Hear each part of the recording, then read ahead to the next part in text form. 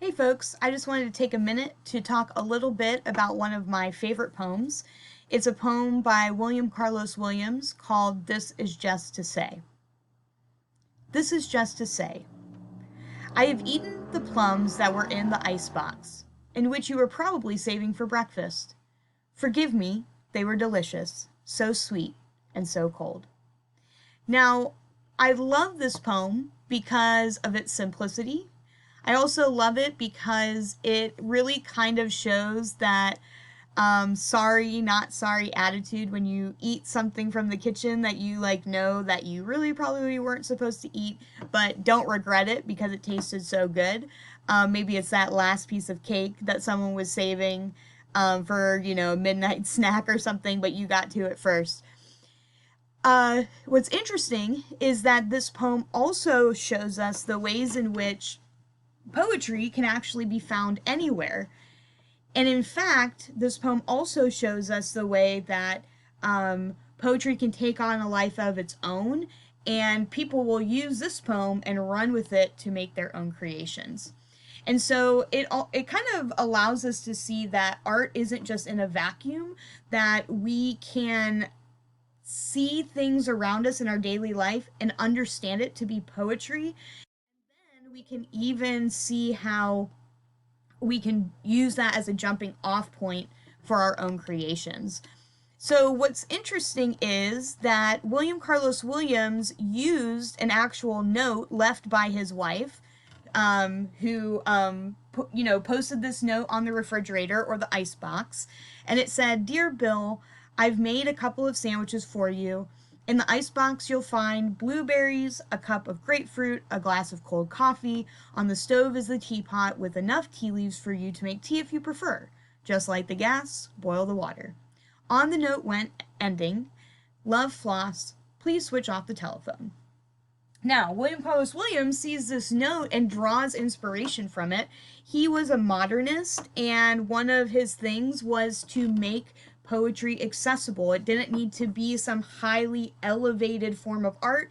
You could find art in the everyday. And so you have this very simple poem that could, really just be a note on the refrigerator, but the rhythm of speech and the language, you can kind of understand the poetic sense of something so simple and something that can be seen as just a note on the refrigerator. Um, so we have this guy who's using poetry as a way to say it doesn't need to be high art.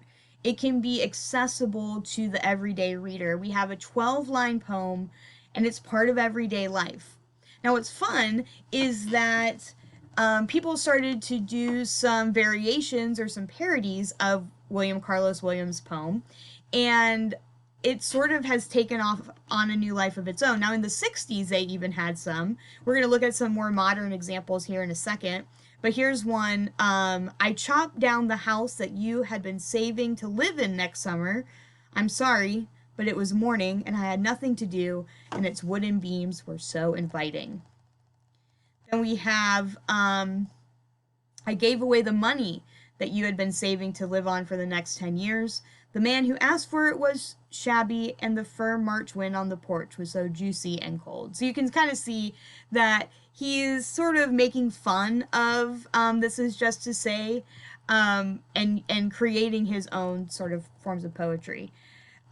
We have this one that was written by a student. "I have spotted the giraffe that was in the yard, and which you were probably hiding for my birthday. Forgive me. They were obvious, so tall and so yellow." This is a really fun one, I thought. "I have closed the tabs that were in the browser and which you were probably saving to read. Forgive me. I have written a post about dreams and angst and recovery from too much of everything which you were probably weren't thinking about remotely." Well, some of these go on, but if we look at this, we can understand that we can find poetry anywhere, on refrigerators, on subway walls, in the newspaper, online, and it's okay to use these words as ways to create our own art with language. And you can see, I'll show you a couple of other examples. So this is from an article called "A Poem Becomes a Meme." There's William Carlos Williams. And they even start the article with a parody of the poem. I have written this story on the internet about poetry meme, and here you were probably planning to make this joke yourself at some point. Forgive me, it is delicious, so sweet and so dumb. We have I have eaten the M&Ms that were in the bowl, and which you were probably saving for Halloween. Forgive me, they were delicious, so sweet. And here's another, I have closed the tabs that were in the browser. Forgive me, they hogged memory and were so old. And so we can like go on and on, right? People have a lot of fun with This Is Just to Say. We have this particular person on Twitter, Johnny Sun. He has a ton of these. He has, I have redistributed all the plums that were in the icebox, and which you were probably hoarding to sell at an exploitatively high price. Forgive me, but that is price gouging, so unethical and so wrong. This was after someone collected all kinds of hand sanitizer and was going to sell it for an outrageous amount of money, and so he kind of wrote this poem as a way to kind of make fun of that. He also has some where he takes the poem, the plum poem itself. He says, my name's William Carlos, and I'm here just to say I have eaten the plums you were saving all day. I know, I sound cheesy when I do that, but it's fine. And then we have this one. I'm coming out of my fridge, and I am feeling quite full. I have eaten your plums. They were so sweet and so cold. I don't know. Anyway, as you can see, there is a lot of fun that we can have with a poem that is in many textbooks as, you know, serious poetry, but can take on a life of their own. So your assignment is going to be to write your own This Is Just to Say poem based off of the models and the parodies that we've looked at. What can you come up with? What are you going to just say? Have fun.